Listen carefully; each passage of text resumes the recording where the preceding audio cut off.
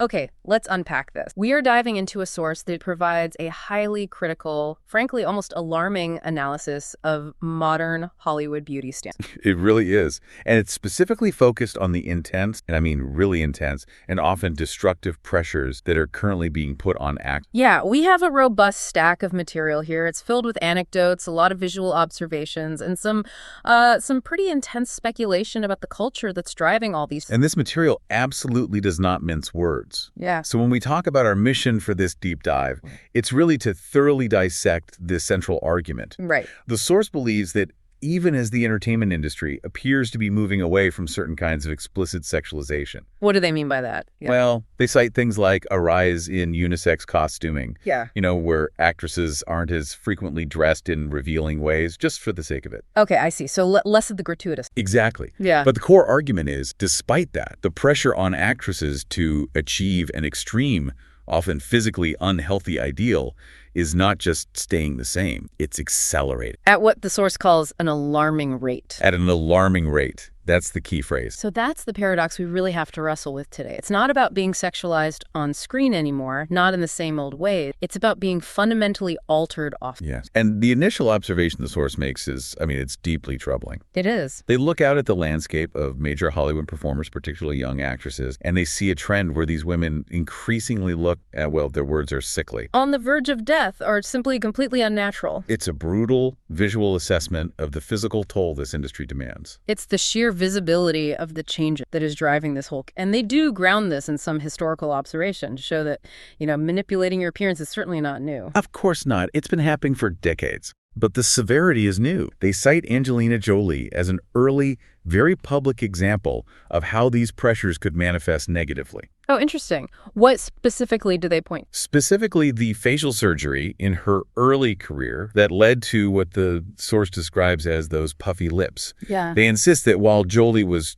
gorgeous before she got surgery, that early transformation was actually detrimental to her natural look. So it set a precedent. It set a precedent for highly visible, calculated, and often excessive alteration. So the pressure has always been there to be perfect, but the definition of perfection, and I guess the methodology used to get there, are fundamentally changing. Precisely. And here's where it gets really interesting, and this kind of sets up the whole structure of our deep dive. Even if roles are becoming less focused on traditional attract. And we look at those unisex costume trends in fantasy or action movies as evidence of that. Right. Even with that, the demand for physical perfection remains absolute. It's just showing up in two new and really destructive ways. Okay, so what are they? First, radical surgery that's designed to rapidly age their features, which is completely counterintuitive. Wow. Okay. And second, chemical intervention leading to what the source calls skeletal thinness. We're looking at a standard that has moved beyond just being attractive to being something chemically or surgically altered to such an extreme degree that it's unsettling to look at. So what's fascinating here is that the source views the current demand as having shifted from a desire for, traditional attractiveness to a mandate for alteration, almost regardless of the aesthetic outcome. A mandate, that's a strong word. It is. They argue that these demands aren't just pressures to look good, but pressures to conform to a specific, unnatural, hyper-specific mold. And it's a mold that can only be achieved through immediate, visible surgical transformation, or these really potent weight loss drugs. So this transformation isn't subtle. It's designed to be immediate, effective, and visible enough to warrant getting those big roles in what is still a competitive market. That's the argument. Immediate and visible. Let's pivot now into that first major area of concern, the surgical trend. Because this is, like I said, it's counterintuitive. We usually associate Hollywood cosmetic surgery with trying to stay perpetually young. Right, the opposite. But the source observes that the motivation for surgery among young actresses, particularly those in their late teens and early 20s, seems to be shifting. They're actively attempting to look older or more mature. And you really have to look at the economics to understand why this has happened. The source traces this all back to the specialized and often traumatic world of child acting. Okay, explain that connection. Well, there's this perverse incentive structure. The industry heavily rewards actors who can maintain a small, youthful appearance for a long, long time. Why? What's the benefit? Because it prolongs their ability to play younger characters, sometimes for years after they've legally become an adult in these long-running shows or big movie franchises. It just maximizes the revenue. And the source makes a direct and honestly heartbreaking connection here to the absolute extremity of this kind of control. They do. They reference Giat McCurdy's memoir, I'm Glad My Mom Died. Such a powerful book. It is. And in it, she detailed how her mother explicitly induced anorexia in her, starting at a very, very young age, specifically to maintain her small size and prolong her marketability for child roles. It's a chilling example. I mean, the abusive, extreme measures taken just to artificially control the physical development of a young performer for the sake of the market. And that historical context is so crucial. It explains why the industry tends to gravitate toward actors and actresses who naturally have what the source calls the eternal baby face. They cite male examples too, right? They do. Like Tom Holland. He's approaching 30, but still retains a visibly youthful look. He's capable of being cast far younger than his actual age. So while that trait is incredibly marketable when the performer is young. Right. That's a huge asset. This source argues it presents a new, sudden, and seemingly insurmountable career hurdle the moment that actor tries to transition into mature adult role. They get typecast and their marketability just caps out. They hit a wall. Exactly. And that brings us directly to the key case study the source provides for this calculated surgical aging, Jenna Ortega. She fits the profile perfectly. The actress with the eternal baby face. Totally. She's in her early 20s, yet she's the star of these massive hit franchises, primarily playing teenage characters, whether it's Wednesday or the upcoming Beetlejuice sequel. Right.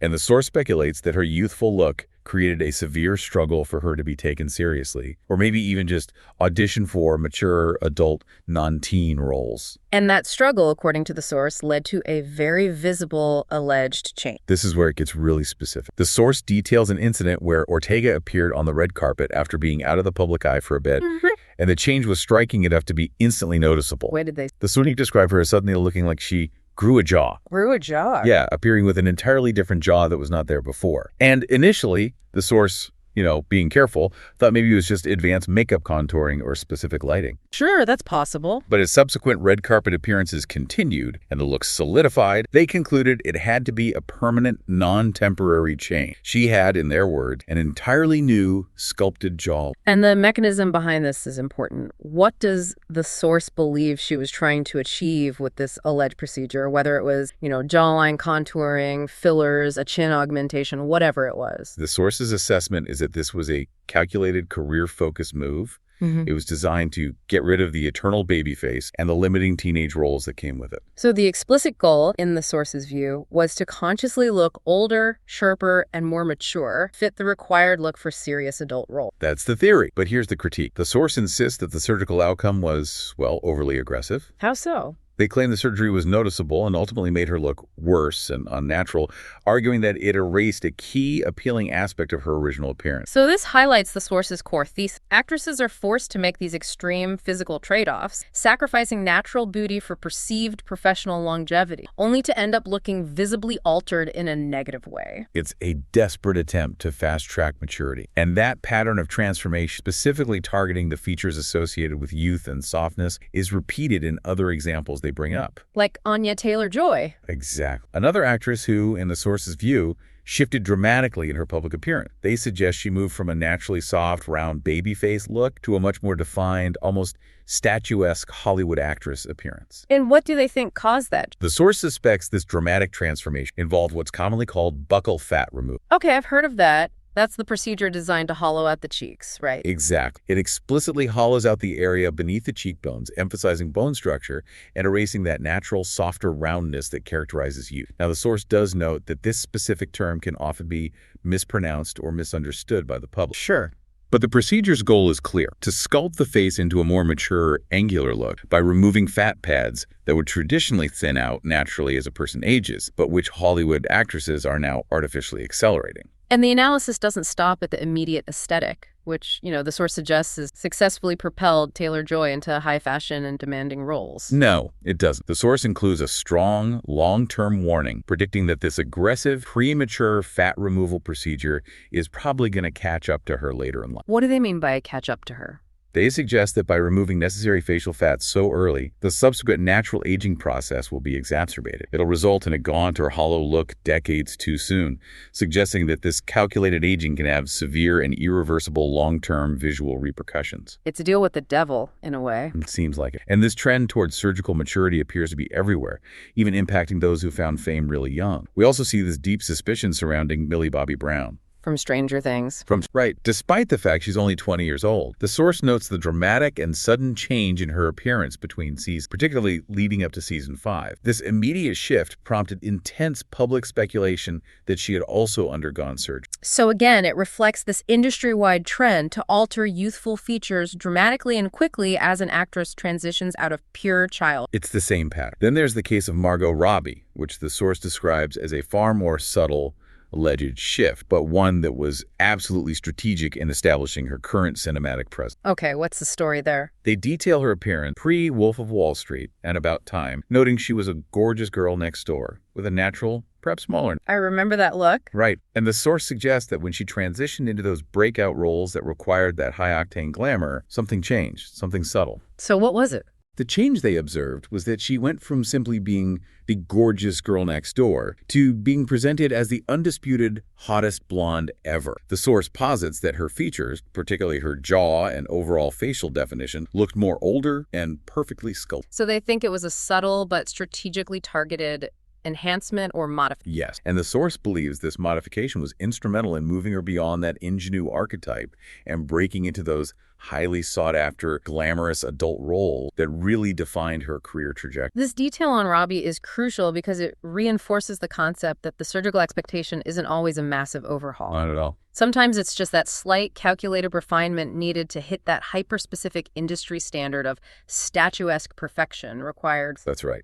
And the source does acknowledge the difficulty in separating natural change, weight loss, aging, professional styling from intentional alteration. Of course, hard to know for sure. But they ultimately conclude that these surgical transformations are happening even more than we perceive, suggesting that subtle, intentional alteration is now the absolute industry standard, especially for actresses making that pivotal jump from young roles to adult ones. It's just the cost of entry. The cost of entry, that's a pretty bleak way to look at it. It is. So if we connect those individual physical alterations to the larger ecosystem, we move from personal choice to, well, systemic coercion. Right. The source spends a significant amount of time exploring this complex dynamic where internal ambition meets explicit external industry demand, and that creates a deeply entrenched, self-perpetuating pressure cycle. So how does the source explain the system that enforces these modifications? Because you're right, it's not just a subtle ambient pressure. Sometimes it's a direct mandate. A direct mandate. And the most startling piece of evidence the source provides comes from the actress Sydney Sweeney. Okay, what is she? She openly revealed in an interview that she was explicitly told by someone high up in the industry that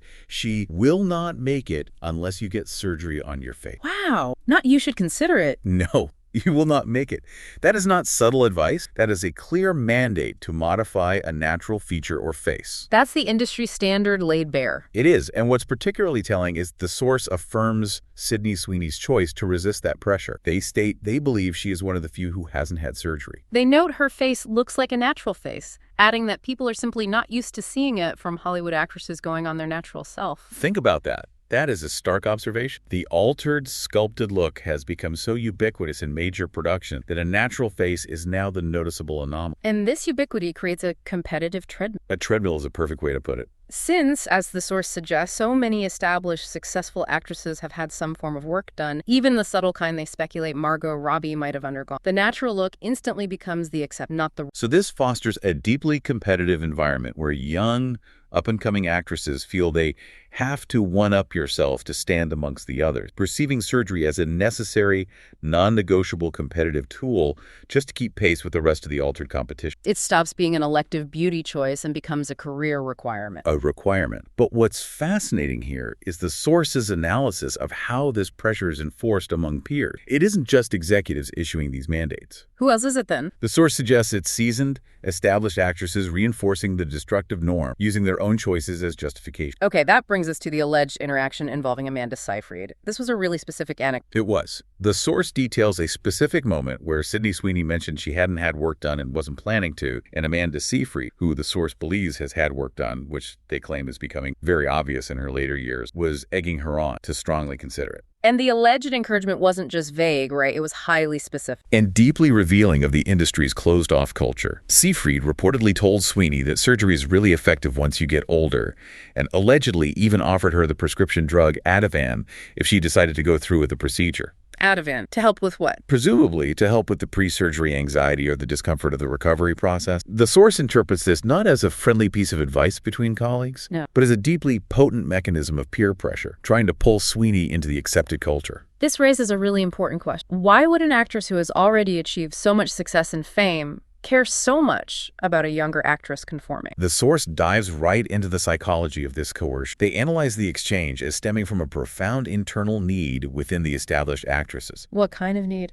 The source suggests that actresses who have had work done and perhaps harbor some internal guilt or regret about their choices, or maybe even recognize that the results aren't what they had hoped for, they pressure younger actresses to conform because they can't have that guilt. Wait, I don't follow. They can't have that guilt or regret if someone else, like Sydney Sweeney, makes a better natural choice and then succeeds wildly without the modification. If Sweeney succeeds naturally, it challenges the validity of the older actress's choice. So the logic, according to the source, is purely psychological and self-serving. Completely. If everyone is doing it, or if they can force the promising newcomers to do it, then their own destructive decision is validated and it's all okay. Exactly. They cannot allow a successful younger actress to stand apart successfully without modification. It forces others to come in and do what they did, ensuring a shared reality where destructive choices are not only normalized but required, and thus personal guilt is alleviated. That is a devastating model of internal cultural control. It is.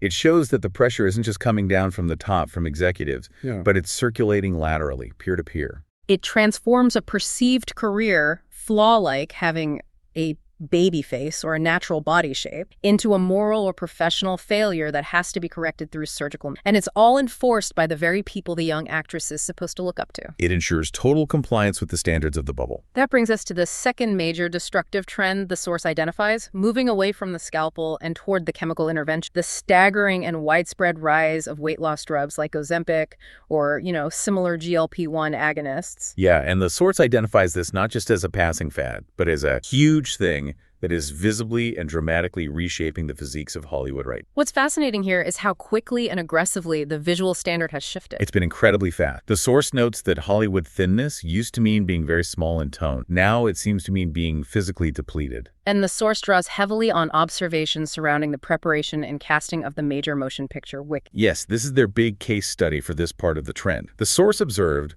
that the actresses involved in this production went from being what they already considered underweight by average standards to becoming bone thin, skeletal. Yeah, that marks a distinct and rapid shift from standard Hollywood thinness to a level of extreme leanness the source describes as physically alarming. And the most detailed and perhaps most controversial case study here centers on Ariana. This is where the source is incredibly blunt. They explicitly challenge the public narrative surrounding her dramatic weight loss. They just dismiss her public claims of being body shamed when people comment on her appearance. So what do they think it is, if not body shaming? Instead, the source firmly frames the public reaction not as malicious trolling, but as one of genuine concern over a visible level of physical depletion. And that concern, in the source's view, is based on what they call unignorable visual evidence. They describe her appearance using stark, almost clinical detail. They state she became so thin that I can see her bones in her spine and her rib cage through her skin. Wow.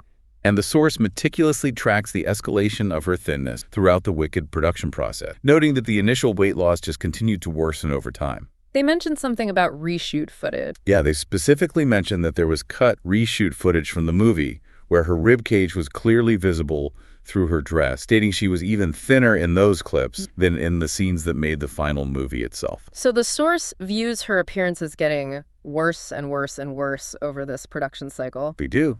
And then they deliver an absolutely shocking and extreme comparison to drive home the gravity and the unnatural state of this thinness. This was the part that really stood out to me. They state that the first time they, the source, saw people so thin that their skeletons showed through their bodies was in old historical pictures of Holocaust survivors and slaves. People who were abused, starved, and severely malnourished due to forced conditions. Right. And we must pause here to emphasize that the source uses that incredibly harsh, almost brutal imagery specifically to convey that this thinness has moved beyond aesthetic choice and into the territory of visible physical distress and malnutrition. The core difference, as the source stresses in their analysis, that historically, that level of thinness was a sign of extreme suffering inflicted externally. Exactly. In Hollywood today, These actresses are achieving this state intentionally, pursuing a level of physical depletion historically associated with extreme involuntary starvation. And the impact of this chemically enabled thinness is undeniable. The source mentions other actors cited as similar. Yeah, including Cynthia Erivo and the highly respected Michelle Yeoh.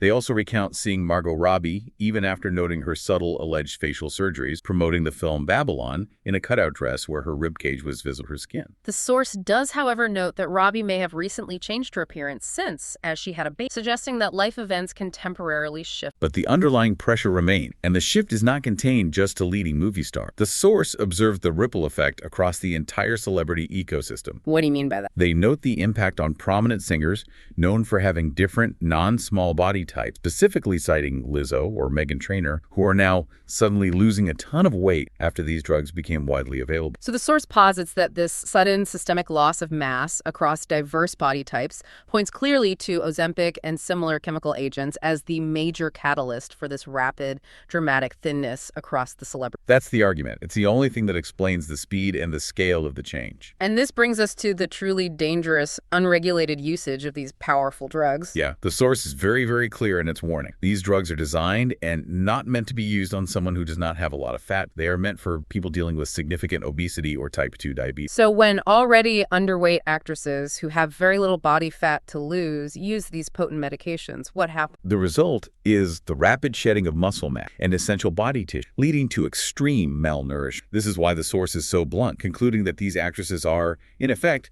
killing themselves. The pursuit of thinness has become a high-stakes pursuit of a skeleton, irrespective of the physiological or the underlying reason for the drug's existence. And this is where the impartial reporting of the source's critique. The source explicitly refuses thin in many of these cases. Right, they replace it with descriptive language, starved and melted. Exactly, reinforcing the idea that this isn't simply a new aesthetic body standard, but a visible sign of profound physical distress being intentionally sought after for professional or personal reasons inside that Hollywood bubble. So we've established the what? Extreme surgery to accelerate maturity and extreme weight loss via chemically. Right. Now, we have to engage with the source's analysis of the why. Is the motive genuinely career-driven, or is there a darker, more pathological force at play here? The source strongly suggests that for many, it's the latter. They immediately question whether the motive can be purely explained by attractiveness or getting roles, noting that while Hollywood still demands these standards, they connect this destructive behavior back to patterns of severe trauma and abuse. Particularly among performers who started working at a very young age. Exactly. This is where the source introduces what they call the self-harm addiction theory. Okay, lay that out for us. They link the current high incidence of issues, especially eating disorders, drug abuse, and other self-destructive behaviors that are often seen among performers they categorize as Nickelodeon kids and actresses with documented difficult personal background. They revisit Jeanette McCurdy's book here again, right? They do, detailing her imposed eating disorder and the ensuing cycle of self-abuse that followed the trauma she endured in her youth. So the speculation here is profound and deeply unsettling.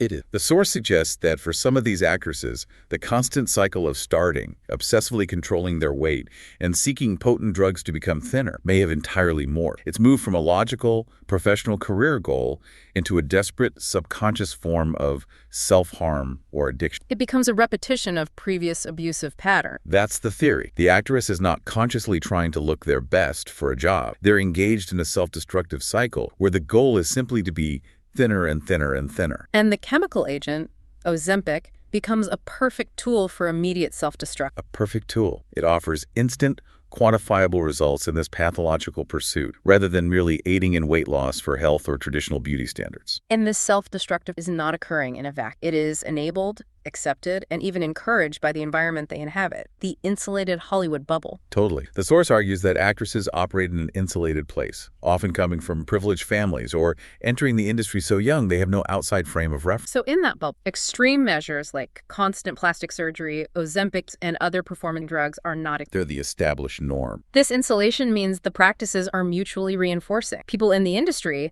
actively encourage these behaviors, creating a feedback. Yeah, the source speculates, for instance, about the potential influence among the wicked cast. They imagine a scenario where Upon seeing the extreme thinness of a co-star, someone says, hey, you got to get into this Ozempic drug. You got to get on it. It'll make you the thinnest. So this culture aggressively sucks new actresses into a specific destructive lifestyle where continuous alteration and physical depletion are normalized and praised as dedication. Yeah, and the inevitable tragic result is that, as the source notes, this self-destructive behavior eventually becomes publicly visible. It eventually gets so bad that you can't hide it. It begins to leak out of the bubble, and the audience starts seeing these visible signs of stress. And they draw a historical parallel here. They cite Elvis Presley's decline due to prescription drug abuse, observing that the audience was eventually getting a clear, painful glimpse of how he was mistreating himself in the years leading up to his death, simply by observing his public physical appearance. So the source suggests we are seeing a similar pattern now, only with an emphasis on chemically induced malnourishment rather than simple weight climb. Exactly. But this destruction is happening within a pressurized echo chamber, and the source adds another crucial layer of economic and cultural context. This entire destructive cycle is occurring within an industry, traditional Hollywood, that they insist is profoundly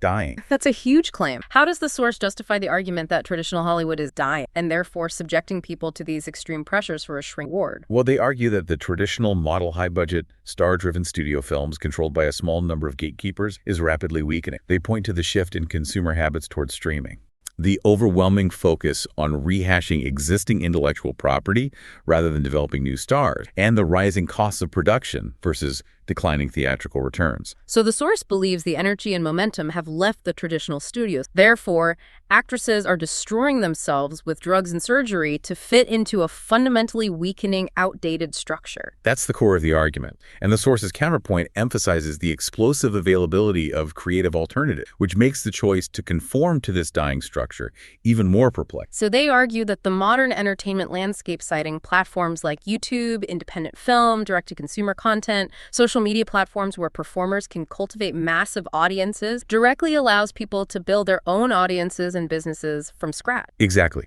They insist that the economic requirement to achieve the skeletal thinness of Ozempic or the unnatural sculpted look of an aggressive jawline is unnecessary today. The source states you absolutely don't have to go to traditional Hollywood, get on drugs, and do surgery to yourself in order to get roles. Because the power structure has fundamentally decentralized. The only reason these actresses are trapped, they argue, is because they are so insulated within the system that pressures. This contrast between the destructive bubble and the accessible alternatives really underscores the source's ultimate warning. They see these high-profile actresses trapped, potentially unaware of the vast creative opportunities available outside their immediate industry contacts, And destroying themselves with drugs and surgery to fit into an insulated, dying structure. And this leads to their final justification for this highly critical discussion. Yes, the source insists that this detailed analysis is necessary. It is not body, but a crucial warning meant to prevent others from falling into the same trap. They specifically raise significant concern over actresses like Ariana Grande. Right, who, despite their public, visible physical distress, are still being heavily marketed to children and young people,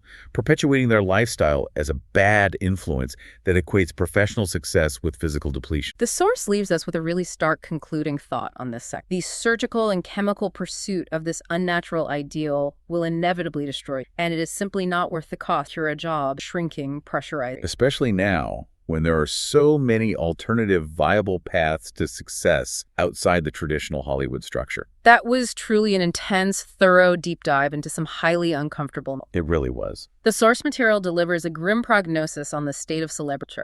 They believe that high-profile actresses are actively destroying themselves physically through surgical modification designed to look older, and chemically through drugs like Ozempic to achieve skeletal thinness. All to conform to the standards of what they describe as an insulated, toxic, and ultimately dying industry structure. And the critical takeaway for you, our listener, is the profound importance of analyzing the mechanisms behind these media narratives. We have to look past the superficial headline and truly understand how industry pressure, explicit peer coercion, and underlying personal struggle are manifesting publicly in such extreme physical transformation. Absolutely. This requires a level of critical thinking about what we consume and what standards are being unconsciously set, especially when the source suggests that a natural look is now the anomaly and visible aggressive alteration is the price of admission. So given all this context, what does this all mean for the long game of a Hollywood? Well, If the source's observation is entirely correct, that actresses are actively adopting procedures like aggressive jawline work or buccal fat removal, specifically to intentionally look older and more mature in their 20s. Just to secure adult roles and leading lady status. Right. This raises an incredibly important question about the valuation of youth. What does this calculated aging tell us about Hollywood's current market assessment of immediate maturity versus natural longevity? And, crucially, if an actress surgically erases the softness of her youth and adds aggressive structure in her early 20s to achieve a look that would typically be associated with a woman in her late 30s or early, what happens later? Exactly. How will these procedures, designed to prematurely age their features, affect these actresses 2 decades from now when they naturally begin to lose elasticity and volume? It's a calculated gamble with a deferred cost. It really is. It's something for you to mull over as you navigate the media landscape. When the professional goal is to look mature and sculpted at 25, what does the resulting look at 45 become? And what is the real cost of rushing the clock? A question with no easy answer. We'll catch you on the next Deep Dive.